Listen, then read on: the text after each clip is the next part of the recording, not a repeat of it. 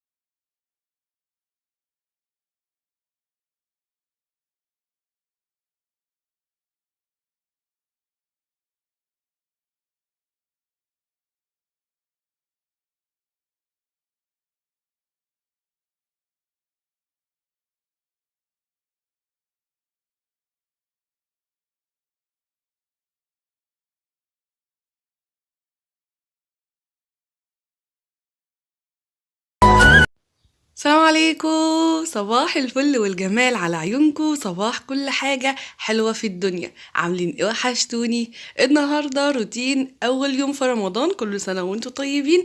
والنهاردة معزومين عند حماتي. أحلى عزومة دي ولا ايه؟ وبجد اللمة بتبقى جميلة وبتفرق جدا جدا في رمضان. قلت بقى اما انزل كده اشتري شويه طلبات للبيت، خلينا في الصبح بدري كده، الدنيا زحمه موت. سواء قبل رمضان او في رمضان نفسه، ما فيش اختلاف. يعني اللي في تفكيرك هو في تفكير غيرك. الناس بتقعد تقول ايه، انا هستنى لاخر فرصه ان هيكون بقى خلاص الناس خفت والزحمه قلت. لكن بجد الناس زحمه، ويعني الدنيا كلها يعني بره. الدنيا كلها بره وبتشتري حاجتها. انا قلت اما اشتري كام طلب كده، كنت عايزه اسال على الرز. انا هنا في فتح الله. حبيت اسال على الرز، الاسعار مختلفه.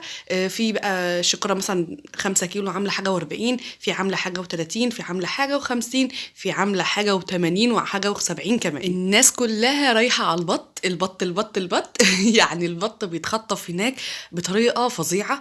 سواء اللي يعني عند بتاع الفراخ نفسه اللي فتح الله، او المجمد اللي هو العابد. اسعاره برضو جميله على فكره، واوزان واحجام. والبط التاني برضو بس غالي شويه يعني. بره كيلو الفراخ عامل 31 جنيه، البانيه عامل 70. في فتح الله ب 92 البانيه. فغالي شويه، غالي كتير. عروض طبعا على الزبادي عشان رمضان، وعروض على التوابل، وعروض تقريبا على كل حاجه. انت بقى بتشوفي الاسعار بره وبتقارني من هنا لهنا. حابه تاخدكوا جوله سريعه كده. يعني في اليميش بقى كنت بدور على هنا على ملوخيه، مش لاقيه خالص. بتاعه الضحى تقريبا اتنسفت من فتح الله. دي احلى ملوخيه ناشفه ممكن تاخديها. هنا بقى حاجات رمضان والمكسرات وقمر الدين. وكل الحاجه، ومشروبات برضو بتاعه التخسيس. مش عايزين بقى عشان احنا في رمضان نأفور بقى في الاكل والكلام ده، لا خالص. حاولي ان انت تظبطي دنيتك شويه.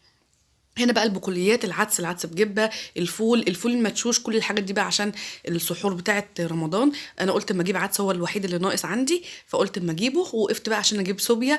الصوبيا السايبه اللي عند فتح الله على فكره تحفه تحفه تحفه، خطيره جدا، احلى من المعلبه واحلى من الجاهزه كمان. الكيلو عامل 45 جنيه من الصوبيا. فانت بقى ممكن تاخدي ايه، ربع كيلو، نص كيلو، بيبقى عندك بيبقى مثلا عامل 25 جنيه، 28 جنيه، 30 مثلا، على حسب طبعا الميزان. هناك كل حاجه بالوزن. يعني مثلا انت بتعرفي الحاجه مثلا بكام، الكيلو بكام. لبن بودره مثلا بيبقى مكتوب الكيلو ب 75، بس اوزان. الكيسه اللي انت ماسكاها دي وزنها نص، وزنها تلت، وزنها 300 جرام، لا 250، 270، 720، 750. طبعا كل الاوزان دي تختلف في السعر. انا هنا كنت بدور زي ما بقول لك على الملوخيه، عشان اتسالت كتير فين حاجات الضحى اللي موجوده في فتح الله، في القسم اللي عند الزبادي والقسم اللي عند العطار جنبه على طول. وكمان بتسأل كتير فين الجيلي والايس كريم والحاجات بتاعت دريم، موجودة برضو جنب قسم العطارة على طول قبل ما تطلعي كده. يعني اول ما تدخلي من فتح الله وقبل ما تروحي على العطار، هتدخلي كده على اليمين على طول، هتلاقي الاقسام دي. لو لفيتي لك لفه حلوه كده فيه، لان طبعا بيدوخ شويه. لكن كل حاجه موجوده والله. والحاجه اللي بتبقى ناقصه مثلا او مش موجوده، هتيجي مره تانية هتلاقيها ان شاء الله موجوده. كنت بشوف هنا الفريك. وكمان بتاعه الكبه دي، الكوبيبه قصدي، او الكلام ده. كبه ايه، كوبيبه. بتبقى جميله قوي. وهنا العطار اهو، انا كنت عايزه بقى اجيب صوبيا، فوقفت بقى ان انا اشتري صوبيا. هروح اشوف مع بعض المشتريات دي وهننزل بقى. هنروح النهارده معزومين عند حماتي، فانا على الظهريه كده هكون وصلت عندها ان شاء الله، يعني واحده اتنين.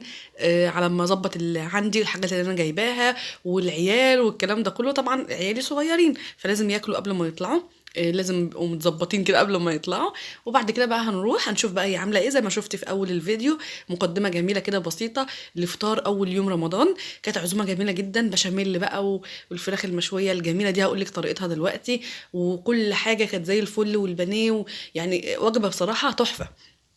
فما شاء الله الاكل بيبقى زي الفل، فما تكتروش في رمضان لان الاكل بيتبقى لتاني يوم. ورمضان في الغالب بيبقى عاوز الاكل يوميا، مش عاوز حاجه بايته. هنا الرز انا كنت بشوفه لقيته ما شاء الله نظيف جدا. الامل تقريبا، دي شكاره اسمها الامل.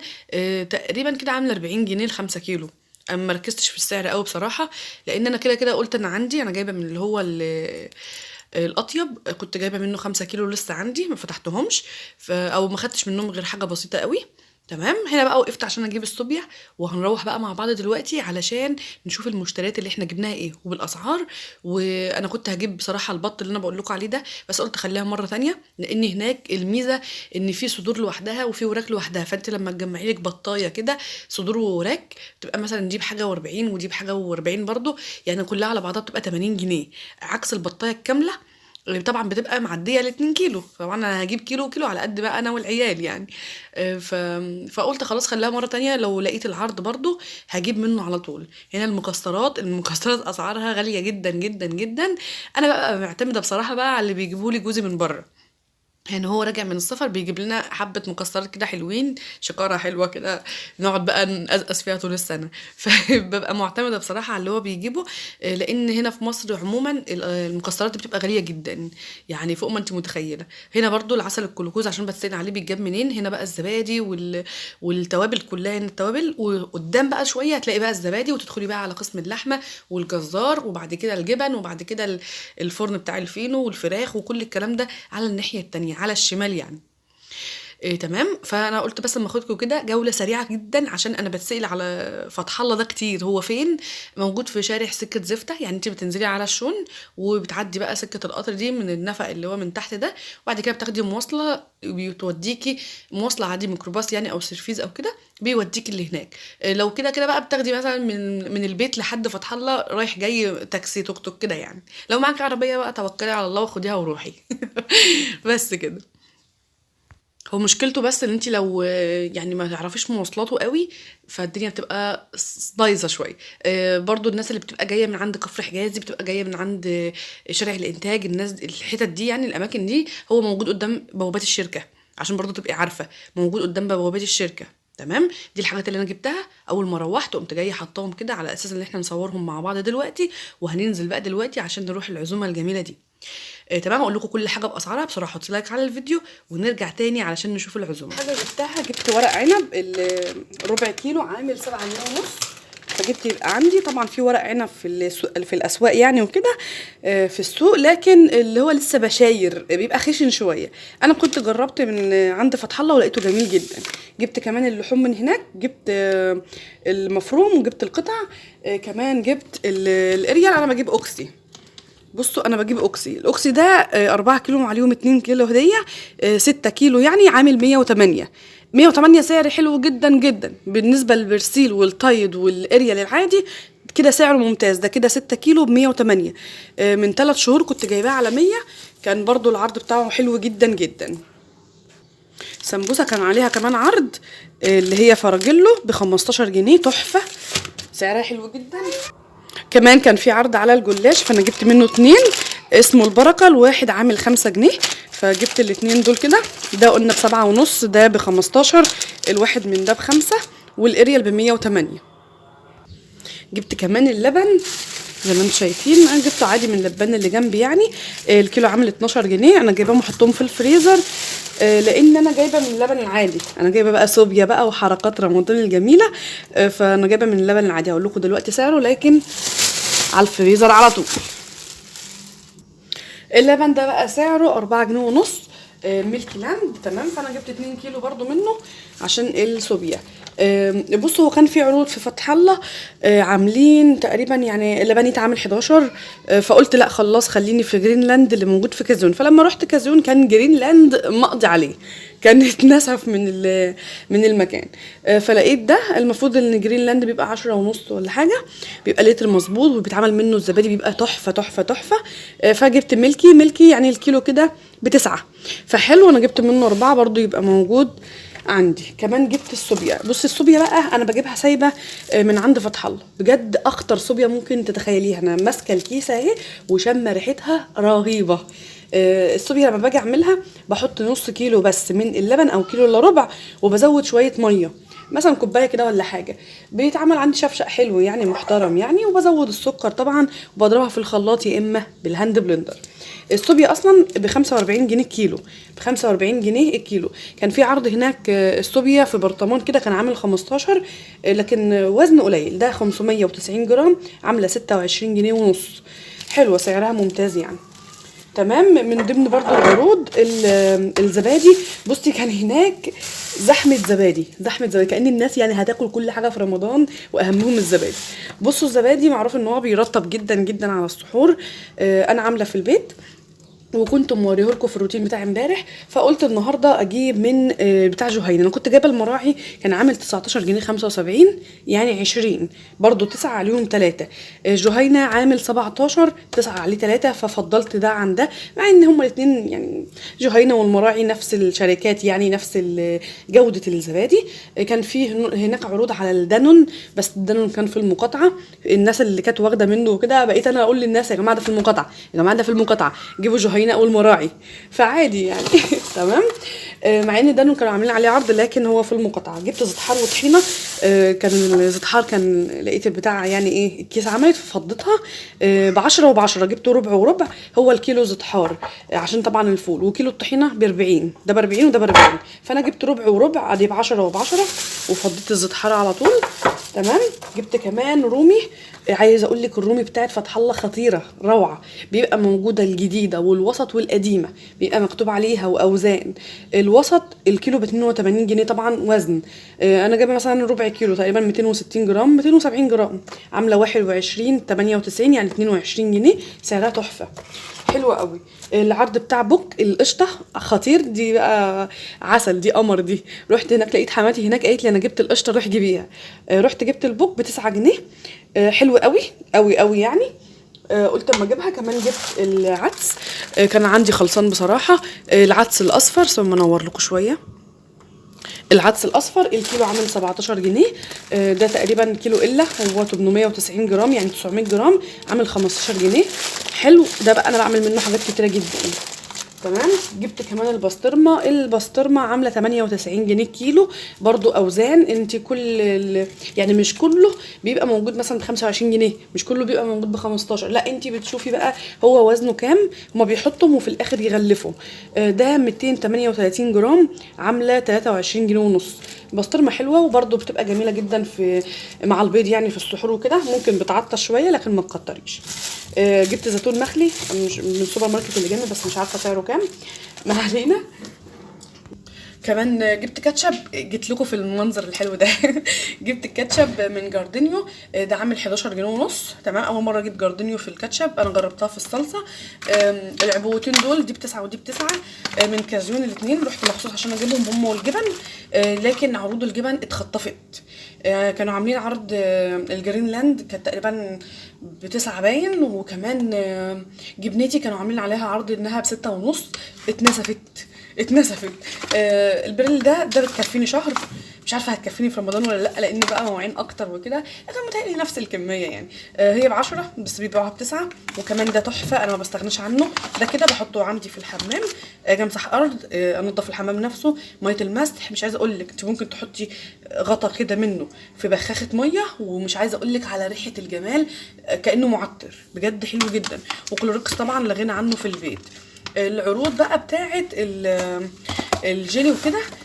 بصي هو المفروض الوحده الجيلي ب3 جنيه ونص، 3 جنيه ونص و5 ونص، 3 جنيه ونص و5 ونص.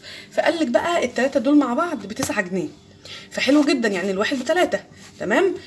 فانا جبت التلاتة دول، وجبت اللي هو بالاناناس جبت 2 منه برضو ب3.5. جبت كمان واحد مش لاني عندي واحد ما ينفعش اعمله لوحده، لازم يبقى اخوه معاه برضو ب3.5. جبت الايس كريم اصلا بيبقى ب6، هو ب5 عرض بقى عشان رمضان والناس بتستخدمه في الزبادي. جبت كمان الكريم كراميل برضو بيبقى تحفه جدا من ضمن حلويات رمضان. يعني انا بيطلب مني كتير اعملي لنا جدول مفصل للحلويات، بس يعني عايزين ايه اللي نعمله 30 حاجه نعملها حلو في رمضان، هعمله لكم ان شاء الله. كمان جبت اللي هو الكراميل ده، انا عايزه بس اشوف سعره، هو تقريبا عامل 10 جنيه. عامل 10 جنيه الاثنين، عاملين يا 9 يا 10 مش فاكره، المهم ما علينا. كمان جبت العيال بقى، بحب ان انا ادلعهم كده بشويه بسكوتات. بصوا هو المفروض الواحده مثلا بتبقى بجنيه ونص، ب2 جنيه العرض، الواحده بتبقى بجنيه، فانا بجيب لهم العلبه دي مثلا عامله جنيه ونص، ودي عامله 2 جنيه الا قروش. جبت برضو العلبه، ودي برضو جايباها من فتح الله. طلع طعمها حلو قوي، شبه الاوريو بالظبط والبوريو. تقريبا سعرها 13 جنيه كده. الحاجات اللي انا جبتها من فتح الله وكازيون، انا دايما بحب اروح للاثنين، يعني بظبط الدنيا. لقيت مثلا الجلاش هنا غالي، بجيب من التاني. بجيب مثلا الجبن مثلا، اشوف العروض ايه واقارن. جبت كمان خلطه حواوشي لان لا غنى عنه، بحب جدا الحواوشي، يعني ادمجه كده في الشهر عندي، خاصه بقى اللي احنا في رمضان، فقشطه جدا. عامله 4 جنيه ونص، ساعات بتبقى ب3 وساعات بتبقى ب6 على حسب المكان اللي انت بتجيبي منها. انا جايباها من فتح الله، ولقيت عندها برضو، لقيت منها قصدي في كازيون، وتحفه جدا. بصوا شويه حاجات بسيطه. عايزه بقى ان انا افضي الحاجات دي وعين كده في التلاجة. تعالوا بقى نبدا روتيننا كده على خير. قلت ما اخدكم كده جوله بسيطه وحبه حاجات احنا جبناهم، ونروح بقى نرص الدنيا كده، لان النهارده احنا معزومين عند حماتي، فهروح واصور لكم عندها ان شاء الله. كملوا معايا الفيديو، بس اهم حاجه حطوا لايك. نشمر بقى كده مع بعض ونرص الحاجات دي. في حاجات هتتحط في التلاجة، في حاجات هتتحط في ظرف الخزين. يعني هنظبط العمل كده مع بعض عشان لما اجي انزل يبقى الدنيا كده رايقه، مطبخ نضيف، شقتك نظيفه، مفيش مواعين مثلا في الحوض من ساعه السحور، او من العيال مثلا بياكلوا، لان طبعا العيال عندي مثلا صغيرين فمش بخليهم يصوموا لسه. تمام. فمش عشان انت بقى معزومه بره تبقي قاعده بقى تقول لك انا النهارده هريح. لا يا حبيبه قلبي، ما تريحيش، قومي يلا شمري ظبطي دنيتك كده. انا بس هعدل الدنيا دي وهفرغ الزبادي كده، مع اني بحب اللي انا احطه في صينيه، بس عشان الرف زي ما اتفقنا كان مكسور ولسه مكسور اصلا. فقلت خلاص احطهم بس على الجنب كده وارص بقى الحاجه اللي انا جايباها. عايزه اقول لكم ان القفل بتاع التلاجة ده تحفه خدت بقى العيال ورحت دلوقتي عشان نروح بقى، يعني نروح من بدري شويه على اساس ان احنا لو هنساعد في حاجه او نعمل حاجه، نتبل بانيه، نغسل مواعين، اي حاجه يعني، اي مساعده يعني. فطبعا حماتي كانت عامله من بدري، مجهزه بقى حاجتها، عامله البشاميل وواقف بقى على التسويه، متبله البانيه واقف ان هو يتحط في البقسماط ويتحمر. عامله مثلا صينيه الجلاش برضو واقفه على التسويه وكده. الفراخ برضو متبله وهنسويها. فنزلنا تحت بقى في الدور الارضي في بيت العيله بقى، وهنبدا بقى اللي احنا نشغل الدنيا كده واحنا واقفين. فبسم الله ما شاء الله كانت عامله الفراخ بجد بطريقه جميله جدا. جابت الطاجن وحطت فيه برطمان، وحطت من تحت ميه، وفي البرطمان 3/4 ميه. حطت ملح وفلفل وشويه من مثلا ورق اللورا على حبه حبهان دول مطحونين، وهتلبس فرخه بحالها، هتلبسها للبرطمان ده. فعلا كانت طالعه مستويه جدا وما شاء الله كانت جميله جدا جدا جدا. هي كانت متبله الفراخ ببصل بملح وفلفل. تمام. وهتلبس بقى الفرخه اهي زي ما انت شايفه، وهتدخلها الفرن، ومش هتشغل شوايه ولا اي حاجه. وفعلا كانت طالعه خطيره جدا، لونها متحمر وفعلا مستويه وزي العسل. الطريقه دي سهله جدا جدا، وبتقول لي بعملها بقالي سنين، وفعلا بتعملها بقالها سنين في عزومات او غير عزومات، وبتبقى فعلا طعمها جميل ومستويه جدا جدا. بقيه الفراخ هنعملهم في طاجن لوحدهم، مش هينفعوا بقى يتحطوا هنا. تمام. وهدخلهم برضو الفرن جنبهم. بصوا بقى، تمسكي كده وتقومي حاطاه وزقه وجوه على طول. فحتى بقول لها صينيه، جيب صينيه ولا طاجن؟ قالت لا هاتي الطاجن، عشان الطاجن بيخلي سوى الحاجه احلى من الصواني. وحطينا البشاميل كده من فوق برضو ياخد من سخونيه الفرن. وادي الجلاش ده جلاش حلو، هي برضو عاملاه واقف على التسويه. والجلاش كمان اللي باللحمه برضو واقف على التسويه ومسقياه بقى ببيض ولبن، وبجد كان خطير جدا جدا جدا. انا هبدا بقى ان انا اسوي واحده واحده كده، وانا واقفه كده اشغل نفسي. ما بحبش ان انا ببقى واقفه مستنيه الحاجه تطلع من الفرن. نغسل حاجه، نغسل المطبقيه، نعمل بانيه. انا دلوقتي هطلع البانيه اللي هي متبلاه، وهبدا بقى دلوقتي اللي انا يعني هعمله بالبقسماط. هيك كانت جايبه كريسبي، يعني الحار على العادي الاتنين على بعض كده هحطهم. وهبدا دلوقتي ان انا اطلع البانيه واحده واحده كده واعمله، يعني هغلفه من بره. مش هياخد وقت طالما الحاجه جاهزه عندك. فانت لو انت عندك عزومه برضو جهزي حاجتك كده، تبلي الفراخ، اعملي صينيه جلاش من بدري. لو هتعملي محشي تبقي لفاه مثلا من قبلها بيوم او من بدري، يبقى الحاجه واقفه على التسويه كده، تضمني انك ما تتاخريش. احنا تقريبا دلوقتي مثلا 2:30 او حاجه زي كده، هبدا بقى اللي احنا نحضر، او 3 مثلا تبداي بقى اللي انت تحضري وتدخلي المطبخ لو عزومه. انما لو في يوم عادي يعني لا، ممكن من 4:30 تدخلي المطبخ بقى تسوي الاكل بتاعك. يعني السنه اللي فاتت كنت عامله معاكم كام فيديو كده بقول لكم ان ساعات اتاخرت والحاجه لسه في الفرن والمغرب اذنت، فلا تبداي بدري افضل. فخليكي كل ما هتبقي في البدري هيبقى افضل، هتبقي مرتاحه وانت واقفه وبتشتغلي وانت مرتاحه، ما تبقيش مضغوطه، ما تبقيش حاسه ان المطبخ اتكوم عليكي عشان بس بتسوي اكل. لا خالص، لا خالص خالص يعني. قطعه البانيه دي بس لقيتها كبيره قلت اما اقسمها احسن.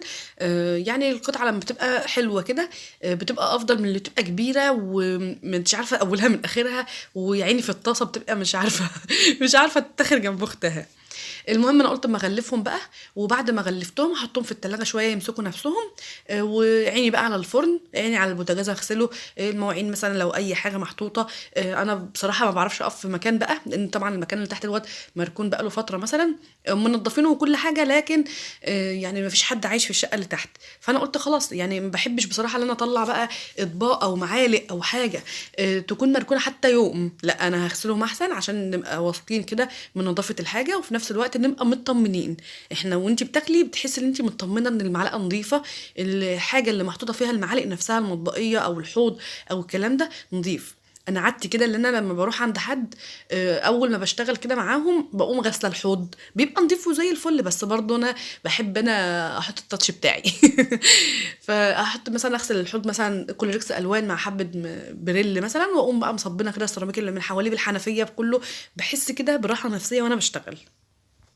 كده احنا حاطين البشاميل والفراخ تستوي في الفرن، وادي البانيه بقى جاهز على التحمير. بعد كده فضيت الصفايه دي تماما، شلت كل الحاجه اللي فيها، في حاجات بقى مركونه مثلا مطربه شويه هي نفسها عايزه تتغسل تمام، فهبتدي ان انا اغسلها الاول. فقلت قبل ما اخدها لا اغسلي الحوض بقى الاول، صبنت الحوض بقى من فوق لتحته بالحنفيه بالسيراميك اللي من حواليه كله، يعني خليته زي الفل. طبعا برضو عشان مركون فتلاقيه اللي هو مش جديد، بس تمام مفيش اي مشكله. هغسله الاول عشان وانا واقفه شغاله ما بقاش حاسه يعني بدربكه كده حواليا، احب ان انا اشتغل والمكان نظيف.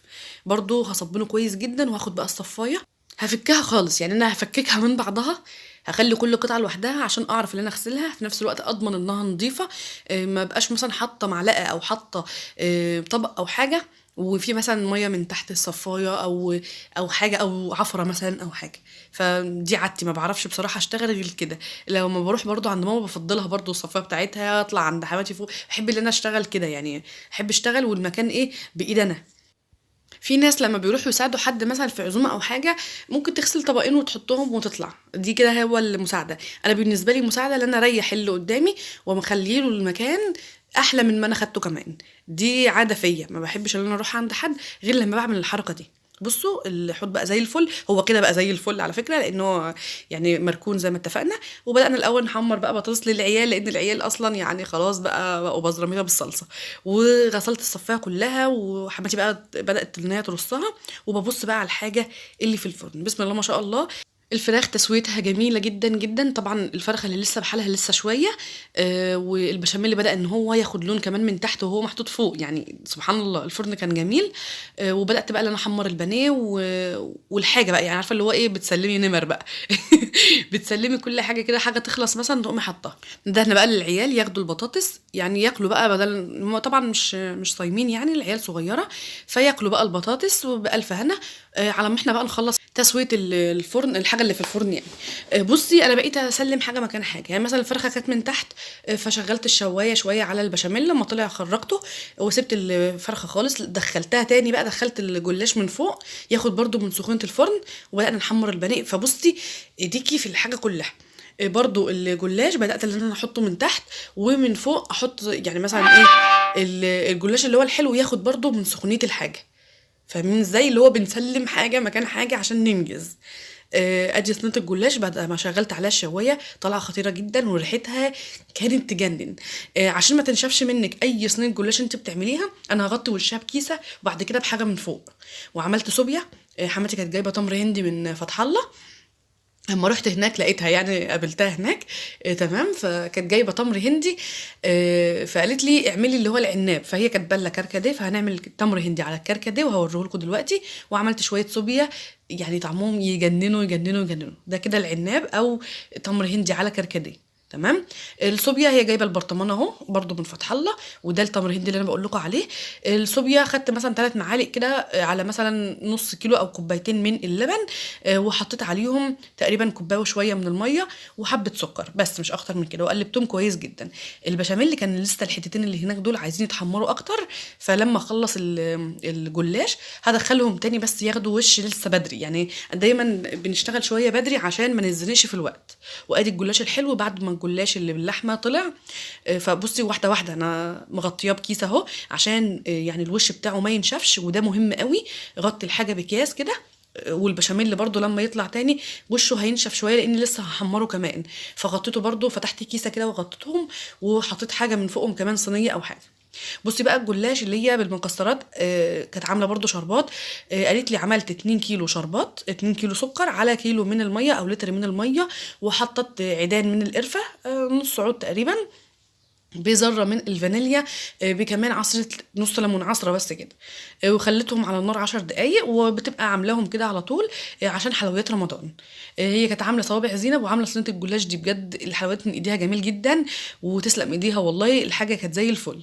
هبدا بقى اسقي صينيه الجلاش الجميله دي بالشربات بتاعها، وهسيبها بقى يعني براحتها خالص لبعد الفطار. تعالوا بقى شوفوا سفرتنا النهارده اول يوم رمضان، كل سنه وانتم طيبين.